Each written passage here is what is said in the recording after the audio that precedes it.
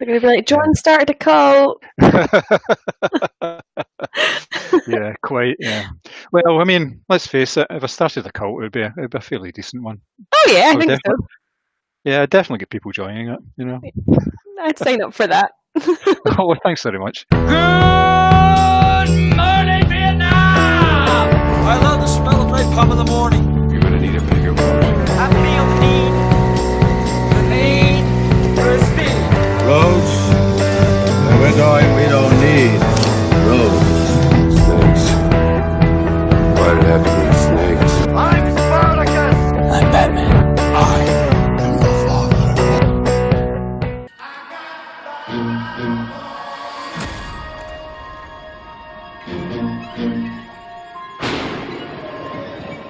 There's a family in our driveway.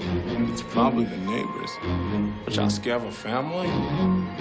Hi, can I help you? Zora, put your shoes on. If you want to get crazy, we can get crazy. Hello, welcome to the 5th episode of the Moviescramble podcast. Today, I am joined by Mary. How are you doing, Hello, Mary? I'm good. How are you? I'm very well. As Mary's already said, I'm here as well. I'm John. Unfortunately, we're not joined by our podcast leader, Simmy, today. He is away at the Loch Ness Film Festival and he's been on holiday and various things like that. So, fortunately, it's just a duo again this week, but we promise for the next one we will be back to normal service if we can, if there is such a thing as normal service. Right, today we're going to be talking about Jordan Peele's Us, which was released earlier this year. The film grossed something like $71 million in the US alone, so it can be fairly said that it was a sizable hit. Now, Mary, you did the review for the site when it came out at the cinema a couple of months ago. I sure did. What did you think of it? Do you know, I had mixed feelings initially. I think because I had enjoyed Get Out so much, I kind of went into us thinking, oh, well, this is going to be, a really big allegory and there's going to be lots of political subtext and there's going to be a lot to it. And maybe about half an hour, 45 minutes into the film, I was like, I don't really feel like I'm getting that. And once I sort of changed my viewing mode, as it were, and just sort of accepted it on the basis of just being pure horror, I actually began to sort of settle into it and enjoy it. I don't think you can really settle into it, actually. That's probably a poor turn of phrase because Jordan Peele is very good at sort of making you feel like your skin's crawling the whole way through the film. But I absolutely loved it, and what I thought was really impressive were all the sort of central performances. Horror is home to quite a few hammy but well-loved performances at the heart of many franchises or standalones, and to me this was like, it could have been a drama, it could have been a thriller, it just happens to be a horror, but all the performances, obviously in particular Lupita Nyong'o, was absolutely outstanding. I really, really enjoyed it. Excellent. Yeah, speaking of performances, obviously there was Winston Duke and an absolutely tremendous performance by Elizabeth Moss. She was only on screen for maybe about 15 minutes in total, but just absolutely amazing. She's having a good couple of years. Oh, blessed be the fruit. She is awesome. Yeah. Also, Her Smell, have you seen that yet? No, I missed it at the festival and I'm annoyed at myself that I've done that because apparently it's very, very good. Yeah. Yep. So what did you think of the film in terms of just being... So I think my issue was that I went into expecting all this subtext. Did you have the same issue, or did you just kind of accept it as pure horror from the offset? Well, I didn't really think of Get Out as a pure horror film anyway, so I looked at it in a slightly different way. I knew there would be horror elements to it, but I knew there'd be so much more, because obviously Jordan Peele comes from a comedy background as well. He's done an awful lot of different things. What I was hoping for was something that was going to sort of capture me right from the start and really keep me interested and keep me thinking about it. And what I found was I got exactly what I expected in terms of that type of film. What I really like about this and what I really liked about Get Out was the rewatchability factor of it. You watch it once and you watch it all the way through, and obviously there's various twists and turns. I mean, that's fair to say in any sort of film. But when it all finished off, and you're going, oh all right, that happened, and there was this, and there was this. What I wanted to do was watch it again right away, because then there was you basically watch the film a second time, and it's in a completely different sort of frame of mind, because you're looking for certain things and you're picking up in certain things as well that you may not have found the first time. It's a trick that not everybody can do. I like the fact that he seems to pack his film full of these sort of wee nods and wee sort of pointers everywhere. There was a lot of stuff going on in terms of like visual clues and all this. Mm-hmm. I mean, right from the very start, this isn't really giving anything away, when like the young Addie goes into the Hall of Mirrors, Mm-hmm. and it's called Vision Quest at that point. There's a big sign there and it says, "Find yourself." That's the first thing that you see, and you go, okie dokie, right? So where are we going from here, And then obviously she goes in, and scratched on the wall was "Get Out" as well, and things. There's lots of wee things, and it's that works all the way through the film. There's lots of wee nods to all sorts of wee bits, like mirroring and the likes of like just some of the things that the people did as well. I just thought it was totally spot on. There was so much, and I think I actually said this in the review as well, there were so many close-ups on faces, particularly when Lupita Nyong'o was playing Red, the sort of untethered version of herself, and there was a lot of almost like grotesque, so there was a lot of bulging eyes and sort of sinister smiles, and the whole thing kind of felt like a big cinematic hall of mirrors, because it was not just you looking at a reflection of yourself, it was like looking at a distorted version of yourself, obviously a version of yourself that's been kept underground and unable to speak. But I thought it was great. It played in a lot of kind of other sort of genres of film, so you've obviously got home invasion films like Funny Games and stuff like that, and there is the sort of idea of the doppelganger or the twin, and I think that's quite a common comedy trope as well as a horror trope, this sort of other version of ourselves that looks the same. But I just really enjoyed even that scene where, the family look outside and it's like, there's 4 people outside, and Winston Duke's like, hey, get off the property, and he's like, I'm going to have to do something, and you can tell that he really doesn't want to have to fight these people off, and they just all sort of move towards the house in a sort of jilted way. And yeah, it was just something that I felt like it was kind of under my skin once I'd sort of learned to appreciate it properly. But as you say, John, there's so many nuggets throughout that when you watch it again, you're like, oh, I missed that the first time, and that was the clue for that. And no, I absolutely loved it. I do like the way that it kind of plays in your expectations as well. Obviously, with horror films, you expect certain things to happen, and it gives you that up to a certain extent. There's a shot very early on where the family are on the beach, and it's actually a shot from above. And you see them, and you see their massive shadows stretched across the beach, and it's just sort of a good way of sort of getting across saying there's a whole other side here, and it's a darker side. But then it doesn't really follow through with some of the sort of standard horror tropes that you would expect. I mean, what I find is it's very difficult to talk about this film without giving an awful lot away, because I know I'm trying really hard. I mean, the IMDb listing for it just says a family goes invasion, find themselves confronted by doppelgangers, and basically things happen, and you don't want it's one of these films that you don't want to give anything away, because you want people to enjoy it as much as I've kind of enjoyed it as well.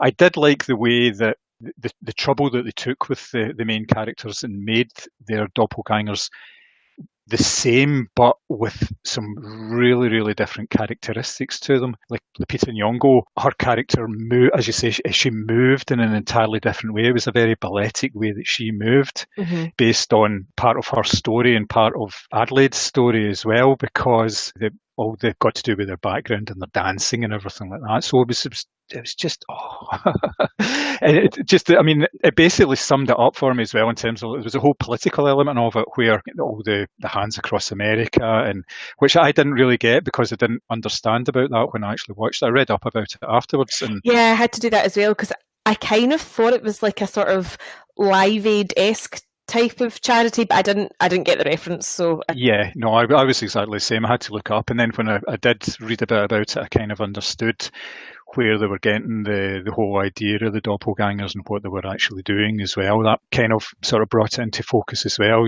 It was something that they could hang one of the horror elements off, and then like during one of the speeches, they were saying, well, who are you? And they said, oh, we're Americans. And you're just going, oh yeah, really. Yep. One of my favourite moments in the film is actually when they're in Elizabeth Moss's house, and she asks the Alexa or whatever. It's not called Alexa, it's called something else. It's called Ophelia. Ophelia. Yeah. Uh-huh. Right. So she called the police, and it starts fuck the police. And it was like the relief that I needed, because up until that point I was holding my breath. Yeah. So actually to hear that bleeding out, I could finally sort of have a wee bit of a laugh and go, oh, okay. But then it all kicked off again. So you were like, ah, shit. But it was a wee kind of laugh that I definitely needed, because up until that point I was like, this is all my worst nightmares come true. This is horrific. And up until that point, in fact, probably long beyond that point in the film as well, I was so convinced that actually they may have given like Lupita Nyong'o a body double or a voice double or something, because the performances are so different. Mm-hmm.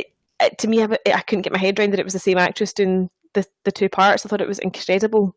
Yep, that kind of leads nicely into maybe a wee discussion about the score and the music they actually used. Obviously, they used, was it Good Vibrations just before that, which again, it was just really good. But the whole score, like right from the opening, the opening music over the credits, it was a sort of staccato gothic, which made me think of like the scissors stabbing, like that kind of noise. And it kind of reminded me of Midsummer as well, which obviously we both saw recently. Oh. It was that same sort of idea, the almost sort of folky sort of playing into that sort of element as well, Yeah. And that kind of plays into sort of old sort of 70s, maybe even Hammer horror type films and things like that.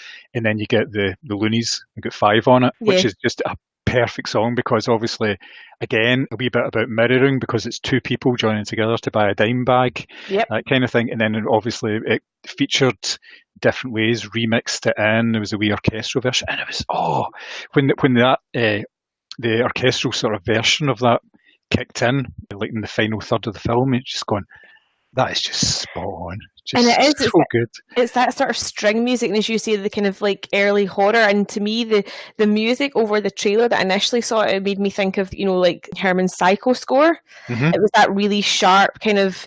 And I think that's perhaps why I sort of straight up thought this was going to be a kind of conventional horror.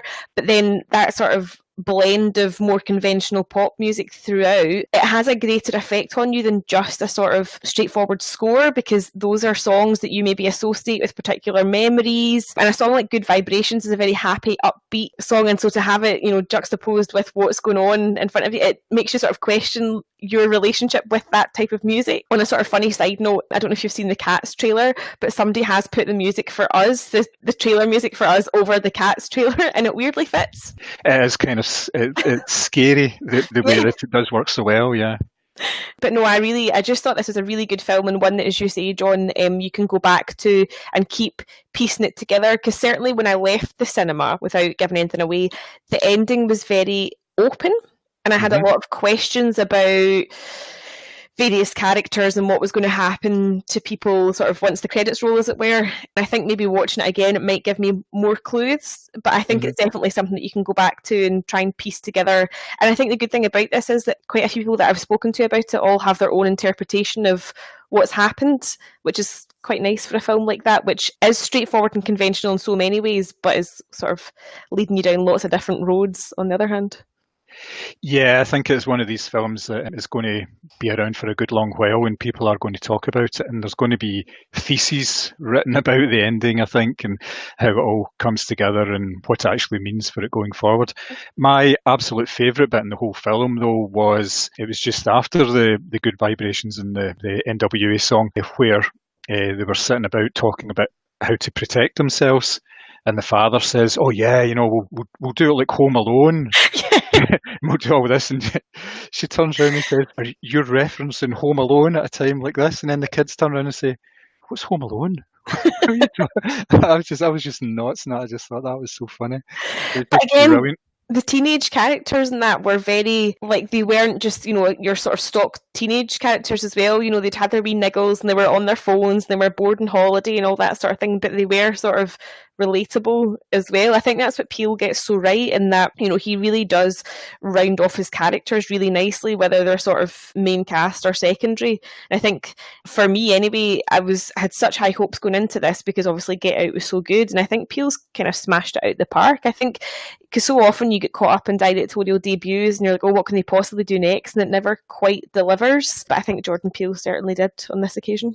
Yeah, absolutely. So I take it you would recommend this film then? Oh, absolutely, yeah. Yep, same here. Yep, definitely a recommendation from both of us. Now, obviously, the film came from the Blumhouse studios. Blumhouse was a production company that started back in 2009 with the ambition, basically, of making horror films and thrillers as cheaply as possible. And in doing so, what they were able to do was grant creative freedom to their directors and writers and such like. And their model has worked particularly well over the year. They obviously sort of gained notoriety through Paranormal Activity, Insidious, Sinister, various films like that, obviously the Purge films, and then they've obviously branched out. So what we thought we would do was take a look at the back catalogue of Blumhouse and think about what we like out of them and sort of list top 3 films. Now, I don't know about yourself, but for my top 3, I've kind of avoided the horror films because I'm a horror fan, more and more of a horror fan these days, but I think the output that they've sort of produced since they've started to make the name is actually a hell of a lot more interesting than the likes of Paranormal Activity and Paranormal Activity 2, 3 and 4 and 27. Yeah, exactly, yeah. But they have done an awful lot of good stuff. So I thought we could have a look at sort of our 3 favourite films from us. Do you like to go first, Sure. Mary, with your choice? Sure, I've avoided horror as well because I'm a pussy and I can't watch anything that's like bloody or gory or anything like that. So I actually thought I was going to struggle with this particular podcast, but when I had a look at their back catalogue, I was like, oh my god, they have done so much more than horror. So my first choice is one of my favourite films that I saw last year, and I think it was the Venom film that we all wanted. Mm-hmm. Upgrade. So I had not heard a thing about this. I hadn't seen a trailer, nothing. And it was actually my boyfriend who was like, there's this really great sci-fi film coming out. We have to go and see it. It's on at like, a Tuesday at 11 o'clock in the morning. It's the only time it's on. We have to go and see it. So we did. And I had no expectations whatsoever. And the writer and director Lee Winnell has delivered easily one of the best films of last year. It was absolutely crazy. Starring Logan Marshall Green, and sort of, it's hard to explain this again without giving away too many spoilers. Basically, him and his wife are living in this sort of futuristic city where AI does 90% of the work, but his character Gray is still he's a vintage car mechanic, so he still likes to get his hands dirty, and he sort of rejects the technology of the city. And what's lovely about the cinematography in this film is that the city is very much a clash of cultures. It's digital meets analog or manual or whatever you want to call it. So Gray's character and his wife are in a car crash and he becomes a paraplegic and he sort of wants to go on a revenge mission, but he can't quite do that, obviously, because his new circumstances mean he's unable to move from the neck down. And he meets a sort of weird Elon Musk type recluse played by Harrison Gilbertson, who offers him a program called STEM. So he would implant STEM inside Gray's character, and he now has all his original features back, plus he's slightly enhanced. So then it kind of took you down the road of, I thought this was going to be a sort of typical revenge film. The violence, by the way, is outstanding. Like, there's a particular scene where he literally just like puts his hands inside a guy's mouth and rips his jaw open. It's incredible. And I thought it was going to be a sort of typical revenge film, sort of slasher, loads of violence, but it's absolutely not. The ending is not what I thought it was going to be, and the violence, although it's kind of extreme in some parts, is really beautifully choreographed, because obviously Gray's character is supposed to be controlled by an AI, so it's not fighting in the conventional sense. His body is moving in ways as if it's not his own, which it obviously isn't. But I absolutely loved it. I had no expectations going in, and I walked out thinking, that is one of the best films I've ever seen. And then I saw Venom and I was like, man, if you guys could have pulled this off, that would have been even better. And the weird thing is that Logan Marshall Green does look like Tom Hardy, which made it even more confusing. But no, an absolutely outstanding film. Lee Winnell, absolutely incredible writer and director, and this is, for me, one of the best in the Blumhouse catalogue. Nice. Yeah, it'll be interesting to see where he goes next from that, because it was a particularly good film. I did like the main character in it, and like you say, the way that he was expertly fighting, but it looked very awkward in absolutely everything he did. Yeah, very good choice. Excellent. Awesome. You're up. Right, my first choice is Whiplash from 2014. It's basically a story about a young promising drummer who's in a music conservatory, and he's pushing himself forward to try and get noticed by basically the best teacher, the best instructor in the place, who's played by J.K. Simmons, who is just absolutely immense in this. So it's a case of basically be careful what you wish for, because he gets into Simmons's sights and basically it just all goes from there. I mean, there's a beautiful quote from the film J.K. Simmons delivers. He says, "There are no two words in the English language more harmful than good job." And you're just like, oh. That's an American platitude, isn't it? Like, good job, buddy. There's one scene in particular where they're in rehearsals, and it's the not quite my tempo scene, where he's asking him, were you rushing or were you dragging? And it builds up the tension and builds up, and he's slapping him in the face, and you can see that he's actually, during the scene, he is actually slapping him. Miles Teller is taking a real amount of abuse there as well, and it's just it's an amazing story. But it's another one of these films that when you watch it again, the first time you watch it, you're thinking, oh yeah, Miles Teller's the good guy in this. You know, he's the one that has really been, everything's been done to him. But when you actually look at it again, you think, he's just as bad. He's a horrible character himself. He doesn't want friends. He wants fame. He wants to be the best he can, and he's basically gone down that path that in order to do that, he's basically shutting everybody and everything out of his life, and it's just fantastic. And I don't know many films that finish with a 15-minute drum solo. It's just not that kind of thing, and it's electric the way that it happens as well. It's just such a good ending. It's just fantastic. It's not really giving anything away in a film about drummers that there's going to be a drum solo at the end, so I don't think I'm spoiling it for anybody that hasn't seen the film. No, I agree with you. I felt it was one of those films that you could actually sort of feel and smell the blood, sweat and tears the whole way throughout. And it is that kind of, Mephistopheles type thing of, do you sell your soul for the fame and fortune? But actually, what kind of person are you to sell your soul in the first place? Mm-hmm. No, I really loved it. I thought it was a very good choice. Absolutely loved that film. Okay, choice number 2. So for me, it's Black Klansman. And interestingly enough, I think I'm the only person I know that's been to see this and enjoyed it. And I'm not really sure why, because I thought it was an excellent film. Obviously, Spike Lee keen to draw on the sort of ongoing racial tensions in America by sort of bookending his film with scenes of the violence in Charlottesville in the South. And it tells the true story of a black man who joined the Klan. And it sounds sort of absurd and fantastical, and it is. And it's quite cool when you see how they pull it off. John David Washington obviously starring as Ron Stallworth, the man who did that. But what I liked about this film was the idea of it sounded kind of funny and almost like it was a joke, and even the trailers did make it seem that kind of slightly sort of tongue-in-cheek way.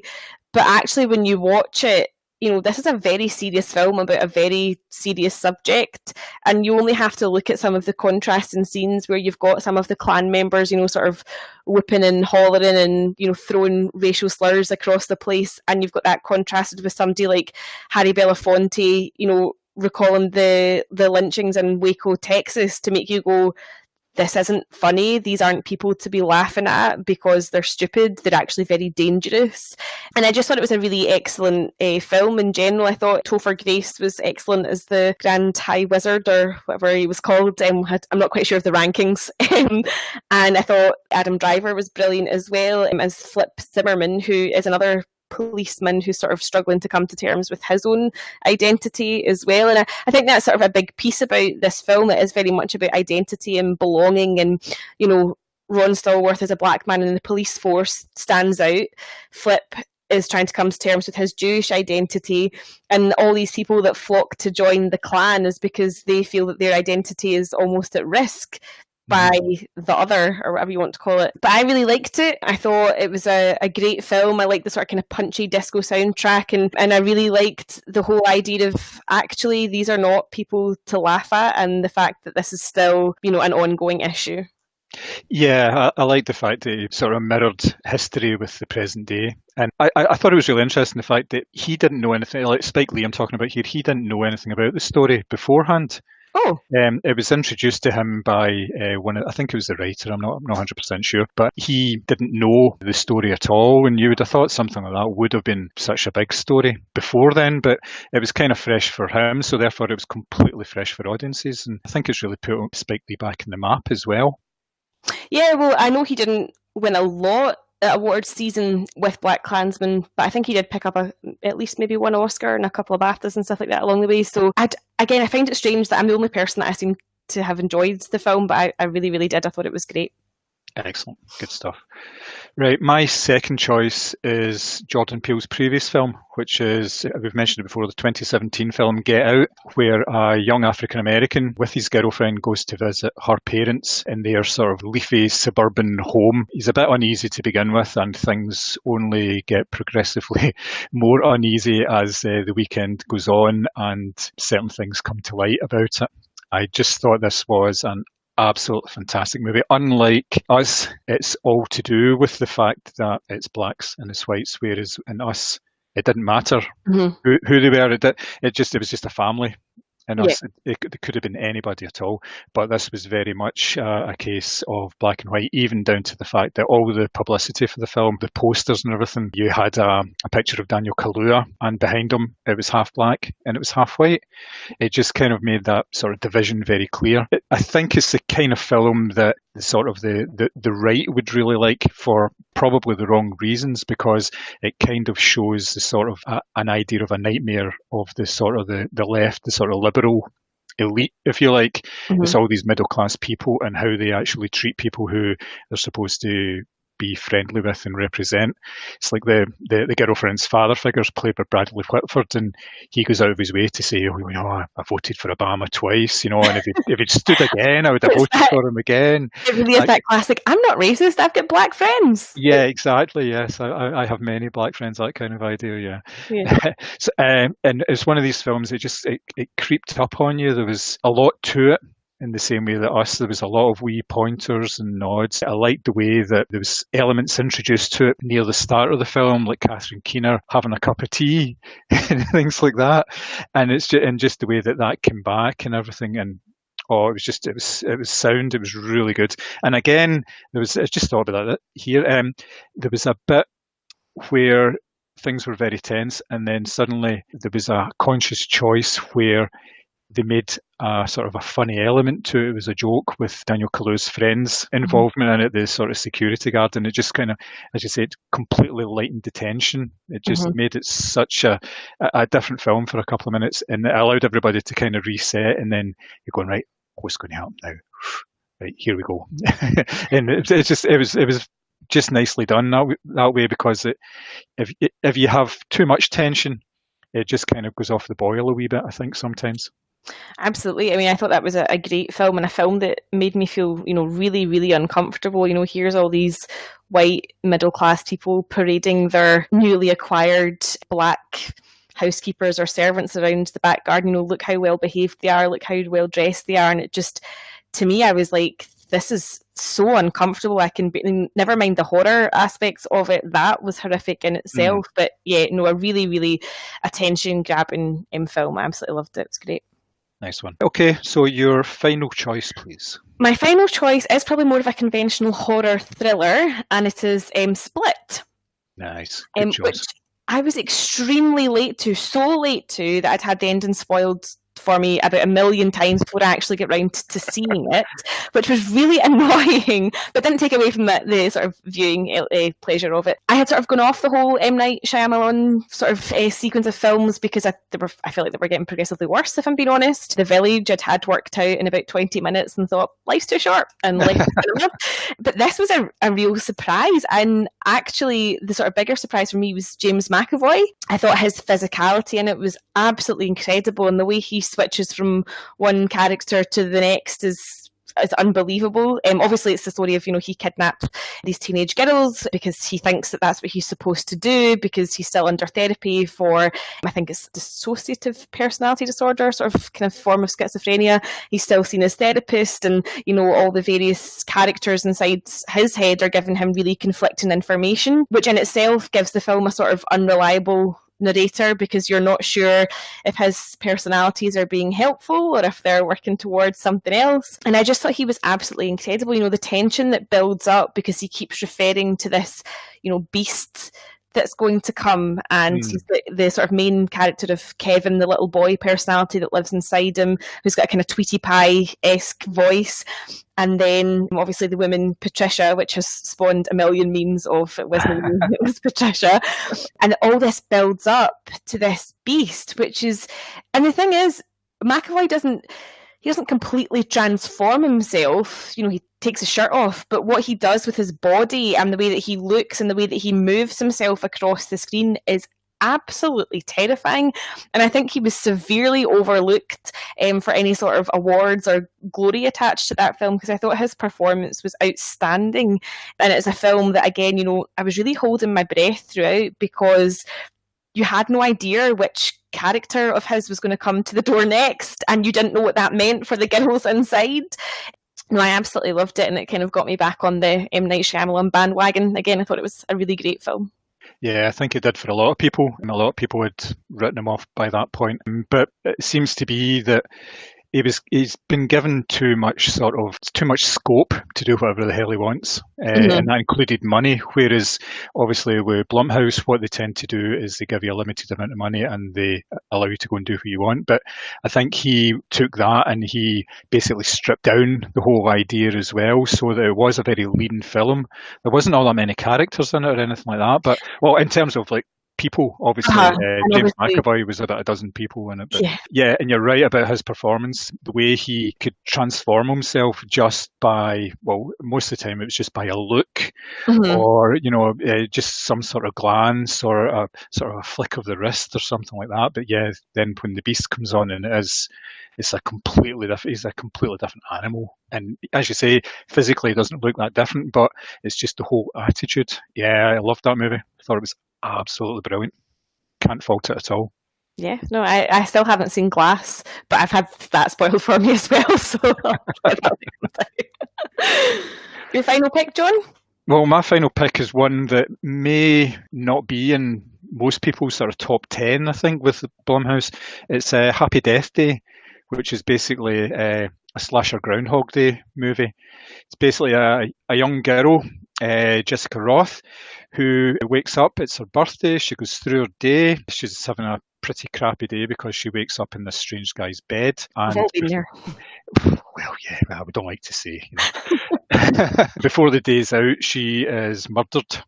And rather than just dying, she wakes up again and she's back in this guy's bed, and she's basically reliving the whole day over and over and over again, dying at various times, in various gruesome and quite comedic ways. I thought this film was such a good idea because it is basically something like Nightmare on Elm Street crossed with Groundhog Day. It's such a good, fun idea. It's one of these ideas that you imagine that someone would pitch in desperation at a meeting. You know, they've put their pet project out there. You know, I want to do Pocahontas, but the real Pocahontas, and the studio's like, no, what else have you got? And they're sitting there thinking, you know, oh my God, Groundhog Day, slashers.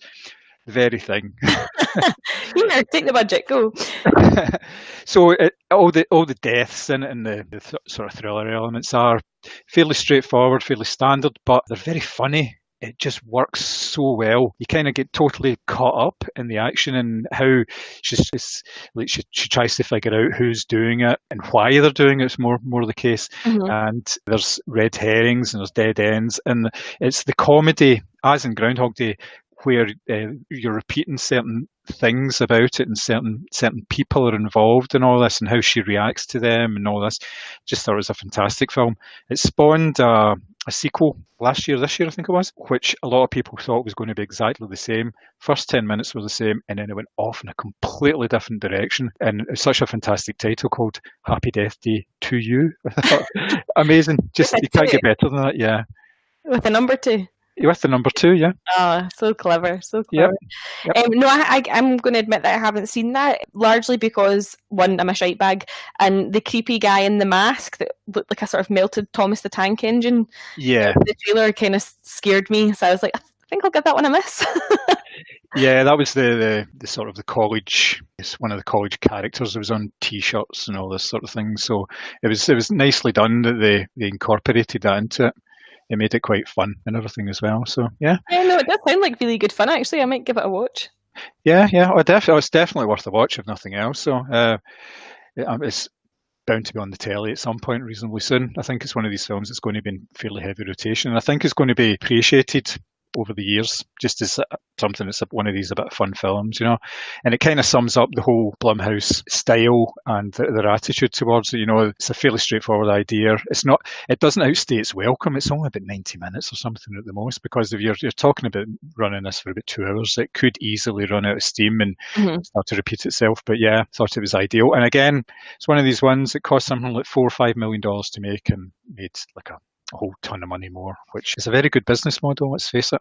No, absolutely. And I think that's the thing about a lot of the Blumhouse films, is that, especially the ones that we've talked about as well, the ideas are quite straightforward, but it's the way that they're put together, either, through plot or the acting or the cinematography or the soundtrack, it all comes together to make a really nice package. It's just that they're not really overcomplicated or, clearly aiming for sequels or whatever. And I think that's what I like about them, is that they're just kind of straightforward, and they do have really good ideas, but they're executed really well as well, which is the main thing.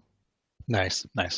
All right, so that's us done with Blumhouse. And just before we go, we thought, obviously, one of the biggest news items of the last couple of weeks is the new Marvel MCU Phase 4 announcement, which was done at the San Diego Comic-Con last week. And it threw up a fair number of surprises, to be honest, as well. For the first time, they're including films and the proposed television shows, which are coming through from the new Disney Plus service, which launches later in the year in the US, with dates to be confirmed for the rest of the world. But I would imagine it wouldn't be too far away for everybody else, since I think Disney likes the sound of money coming through their tills. Yeah, I think they'd be fairly keen to capitalise on a streaming service as well, especially since they've removed a lot of content from Netflix and everyone's bereft. Yes, yeah. There was all the stuff about their various TV shows that have not been renewed, and sometime fairly soon, I think, as you say, they're going to actually be removed from the service altogether, which will be a bit of a mixed blessing. Some of the shows weren't particularly good. I'm looking at you, Iron Fist.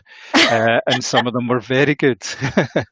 Indeed, particularly Daredevil ones, and obviously The Punisher that we've talked about previously. Yeah, I'm gutted that that's gone, or finished up for now anyway. Fingers crossed it does get picked up again.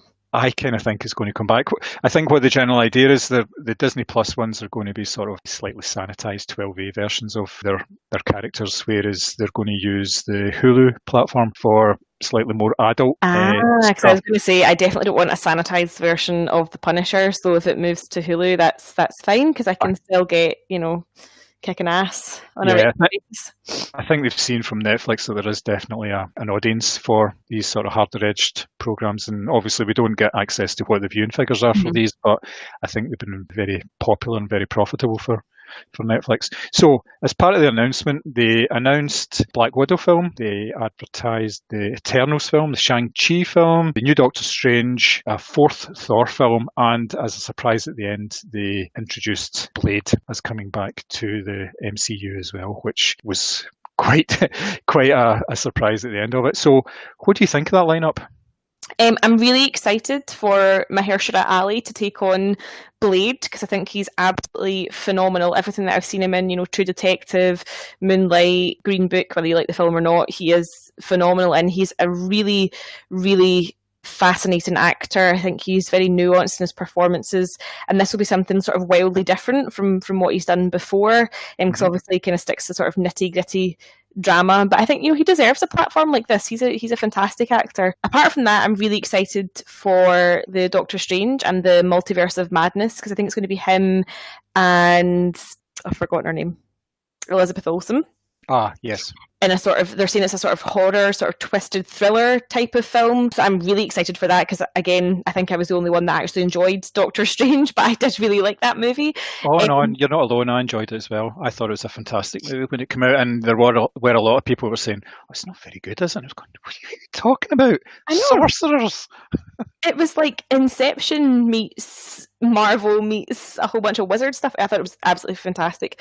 But those are the only two that are kind of jumping out at me right now. I'd be intrigued to see where Taika Waititi takes Thor, because obviously we're now switching to Mighty Thor being played by Natalie Portman, which, fanboys, is exactly how it happens in the comics, so stop losing your shit over this isn't a PC agenda, this is exactly how it happens in the comic books. I'll be excited to see what he does with that, but I don't really care for a Black Widow movie. She was never a character that particularly stood out to me in the Avengers franchise. So, and I'm yet to sort of see what the Eternals has to hold. So I'm kind of on the fence. Some stuff I am excited about, others, meh.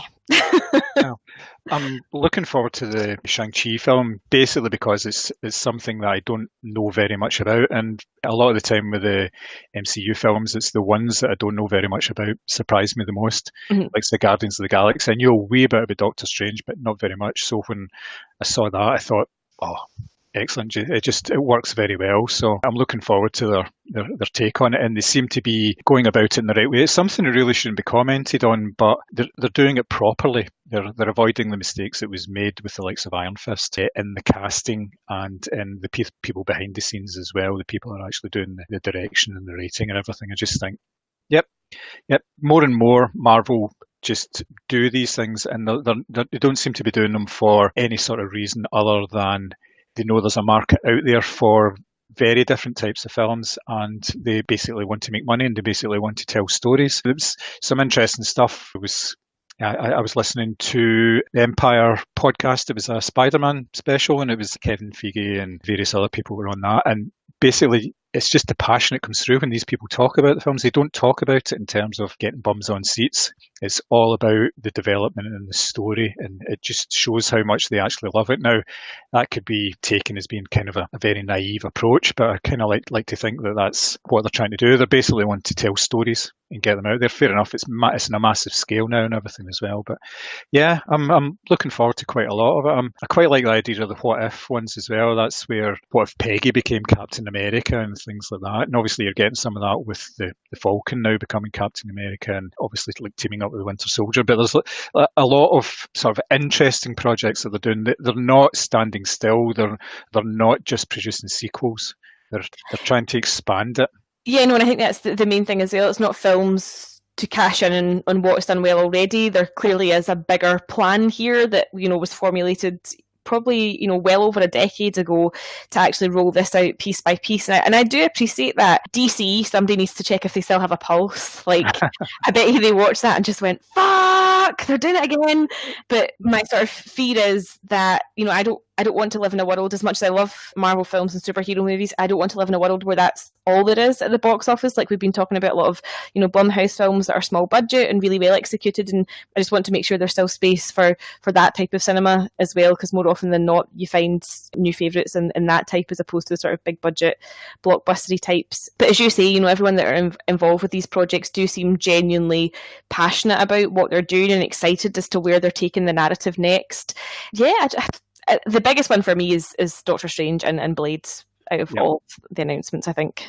Yeah, I'd have to agree with you on that. If any of our listening audience out there has obviously taken in the announcements and have got anything to say on it, please do get in touch with us. So we are basically all over social media. You can find us on Facebook. We're on Twitter, Instagram. Just let us know what you think. And obviously, if you listen to the podcast and you like it, then please let us know. Give us an idea about any topics that you think we should be considering over the next couple of episodes. All comments, apart from the really bad ones, are obviously very, very welcome because we make enough bad comments to ourselves. If you do like the podcast, obviously a wee subscribe in your favourite podcast provider of choice would be very welcome as well. So just like to say thanks very much, everybody, and we shall see you on the next episode, which will be out in a couple of weeks' time. Bye.